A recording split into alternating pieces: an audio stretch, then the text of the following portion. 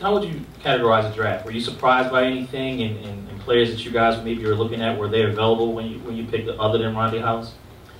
Yeah, it was an interesting draft night. I thought teams were really aggressive. I thought teams really played their own ball. In golf parlance, I think instead it wasn't a chalky draft.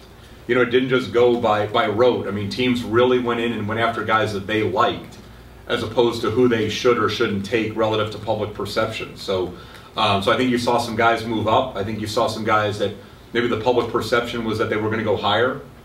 But look, it was a quality draft. There was always going to be a lot of depth in this draft, so there was going to be a lot of 50-50 calls for a lot of people, outside the very top. So, like I said, I think, I thought everybody did really well tonight. I think you're going to see a lot of NBA players come out of this draft probably in a later range than is normally expected because of the quality of the depth.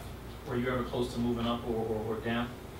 There was another misreporting about the fact that we were trying to move down. That phone call literally never took place. It was never pitched. It was never turned down. I don't know where it generated from.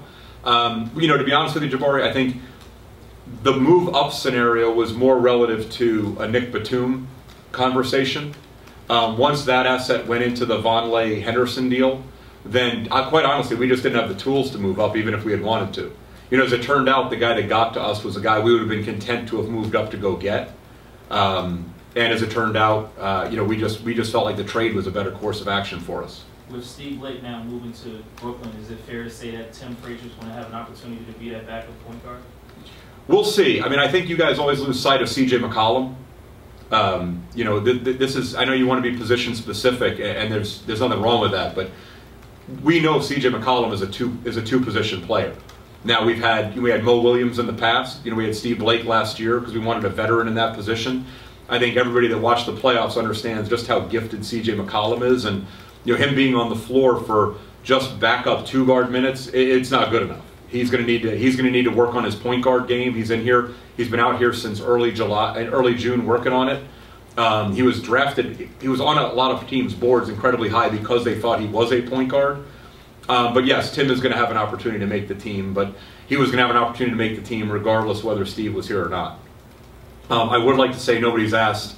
Look, Steve is just an incredible person. We love him. He's a really good player.